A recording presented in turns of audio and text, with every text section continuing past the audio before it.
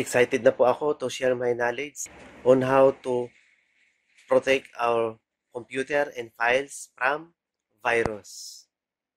Bago po ako mag-umpisa sa aking simulation tutorial, i-share ko po muna sa inyo ang aking medyo mahaba-habang experience na tuwing ako ay gagawa ng computer or mag-troubleshoot ng computer problems sa aking mga kasamahang guro or sa dati kong clients sa mga private companies. May dalawa po kagad ako tinatanong sa kanila. Kung bago sila sa akin, ay tinatanong ko kung ilang beses na po sila nagpapareformat na computer dahil sa virus or mabagal na computer performance. Marami-rami na silang beses na nagpa-reformat.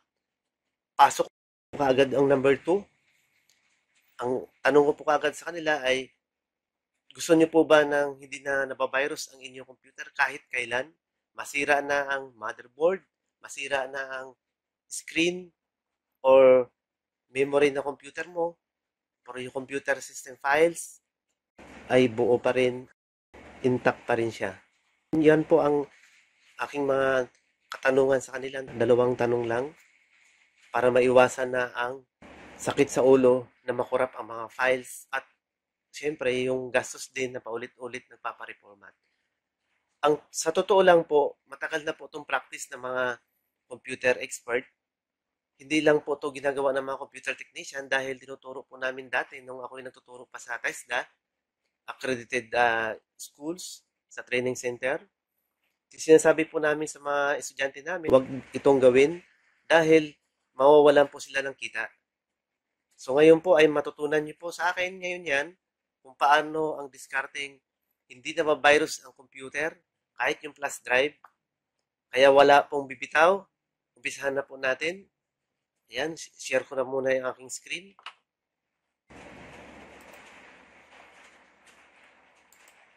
Ayan.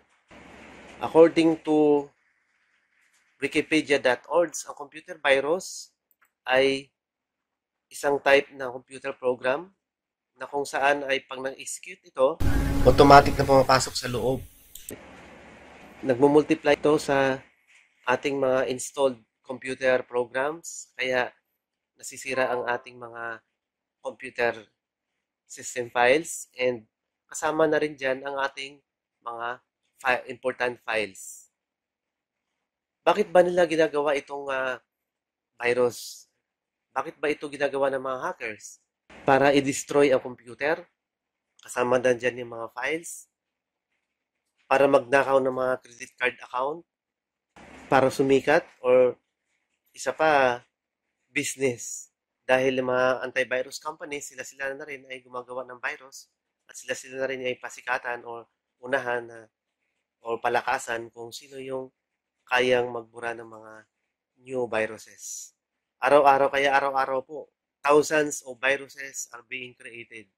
Araw-araw po yan dahil sa business na yan. Okay, so ngayon, mayroon po tayong 5 common sources of virus attack.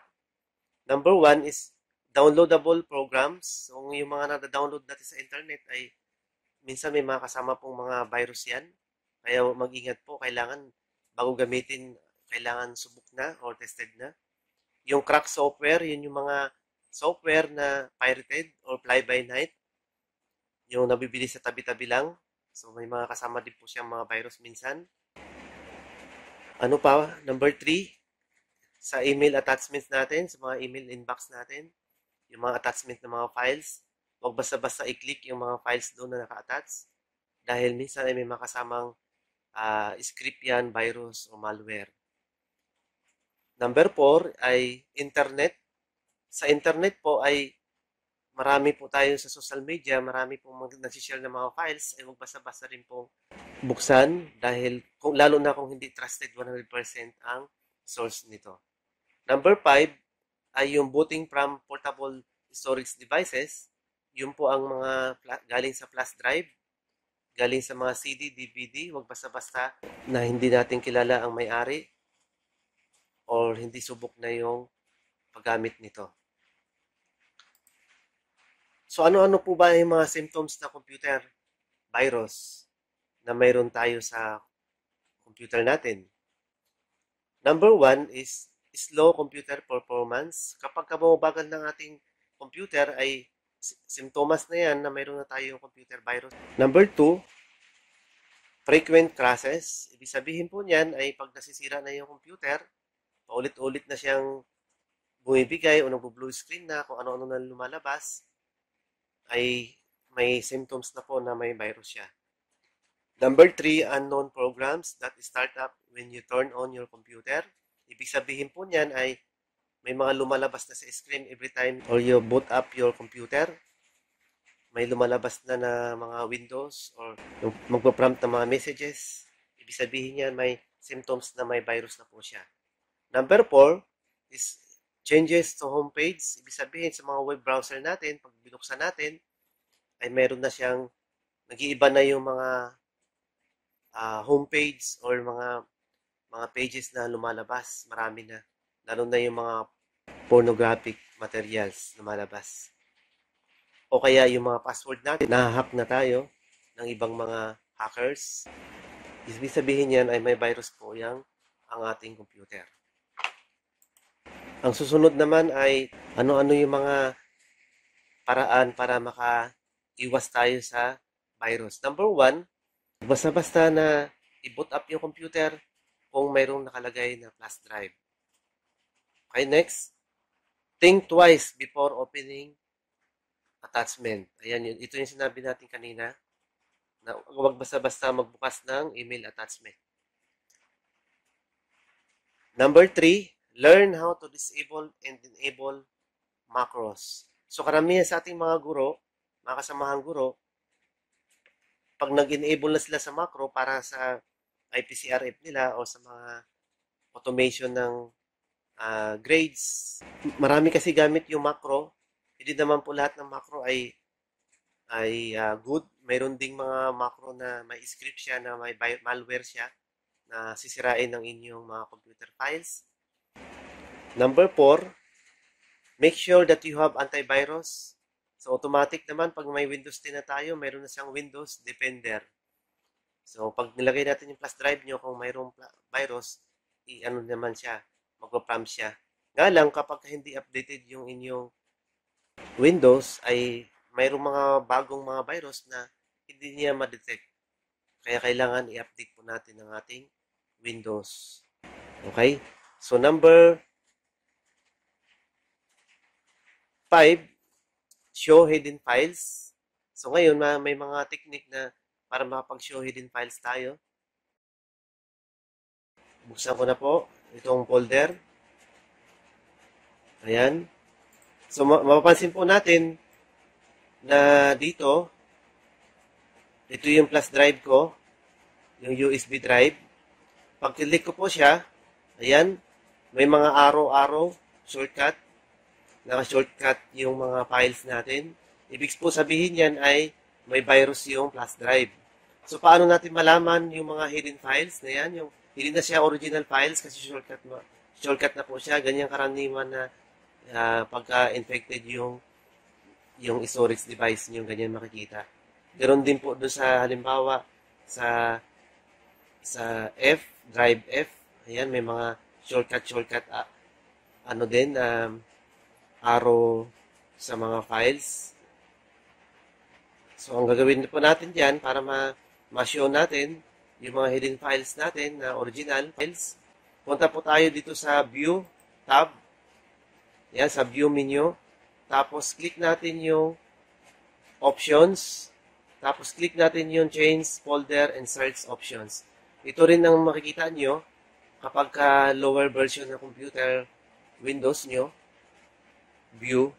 Hanapin nyo lang tong Change Folder and Search Options. Click natin. So, makikita po natin dito sa window box, sa dialog box, click po natin ang view.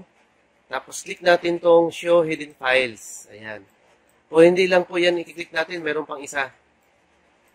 I-click din po natin itong hide protected operating system files kasi yun yung mga virus, mga script dyan po. Dapat magbubukas po dapat siya pag i-click natin to. O, click yes. Ayan. So, automatic po, pag nag-okay ako rito, lalabas na po dito yung mga original files natin. Ayan. So, ayan po ang original files natin. Kunwari ito, data template.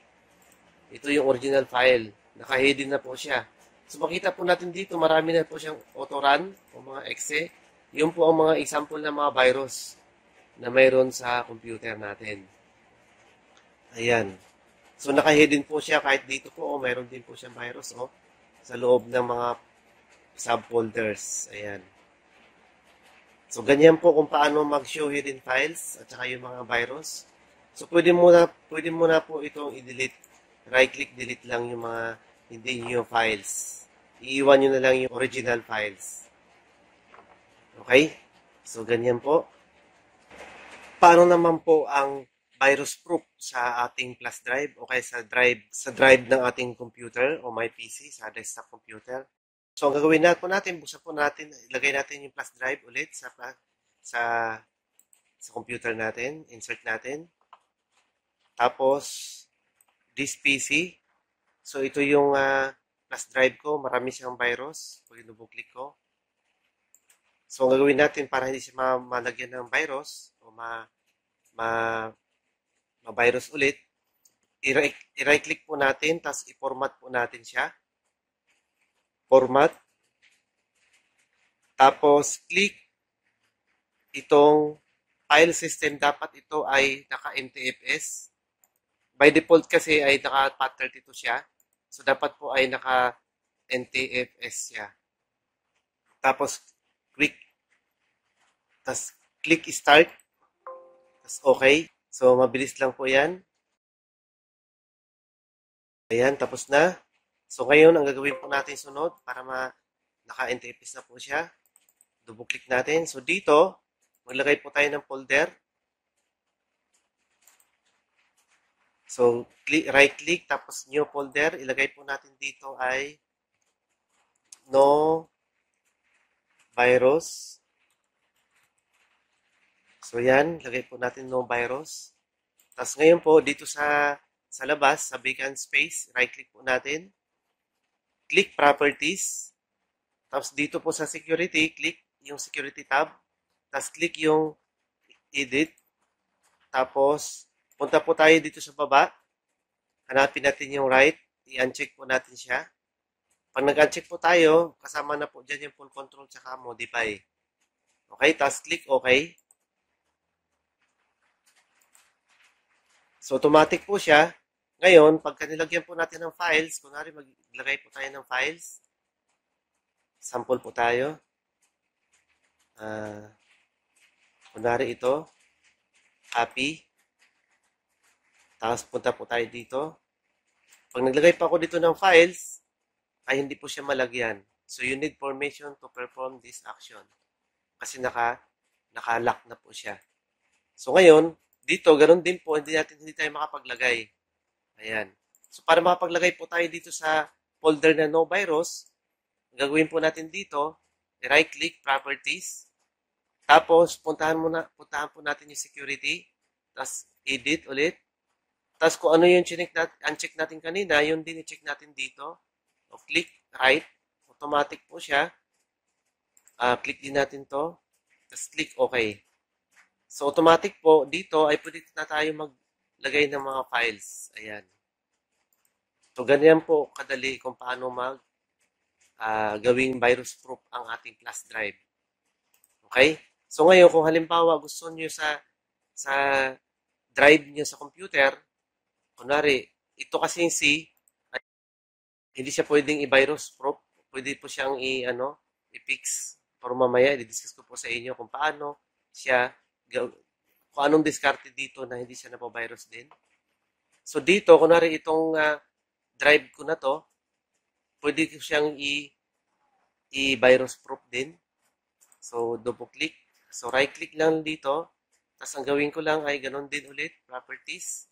Tapos, security. Tapos, edit ulit. So, ganun lang.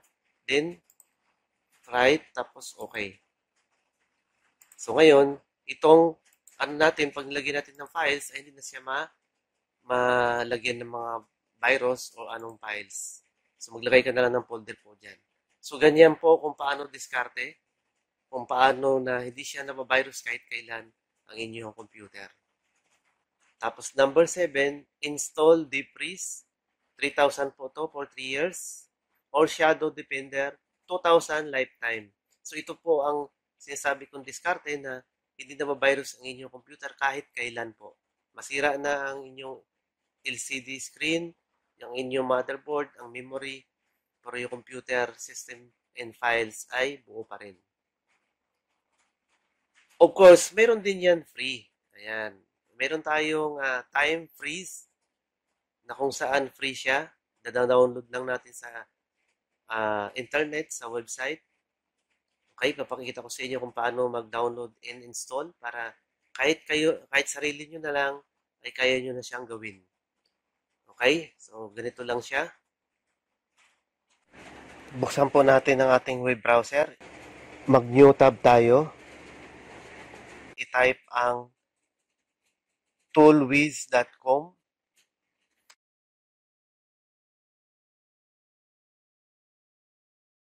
Tapos i-click po itong download dito sa tab sa taas. Click download. Tapos baba po tayo ng konti. Hanapin natin yung Toolwiz Time Freeze.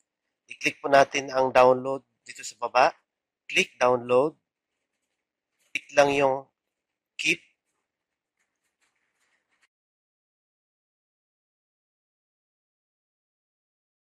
Tapos saglit lang ito. Tapos click ang downloaded file. Tapos mag-i-install na siya. Minimize ko po muna ito.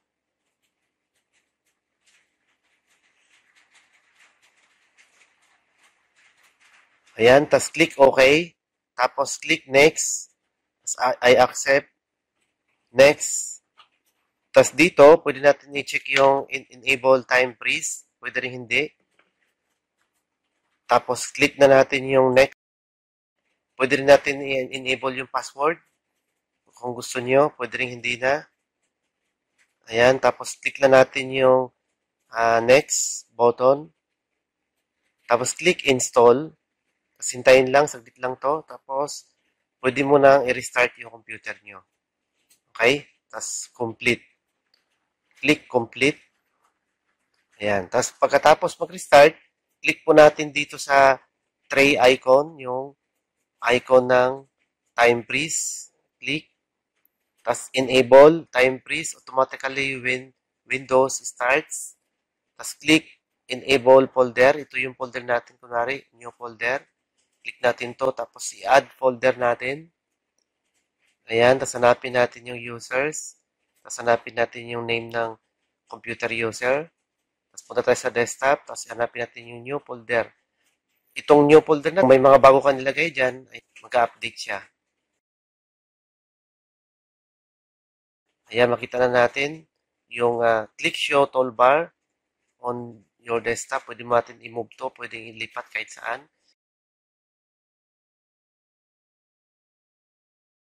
Enable password kung gusto mong lagyan ng password.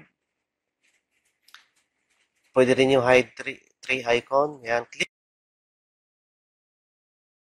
start time freeze. Pag nag-start ka na yan, ibig sabihin yan ay naka-freeze na yung computer nyo. So, time freeze is on. Every change in the system partition will be discarded after reboot. So, ganyan lang. Kung gusto mo i-stop, i-stop lang. So, ganyan lang kadali ang pag-install ng time freeze. Ayan, sana may natutunan po kayong bagong diskarte para magamit ninyo sa inyong computer. Kung mayroon po kayong katanungan, paki-message na lang po. Maraming salamat.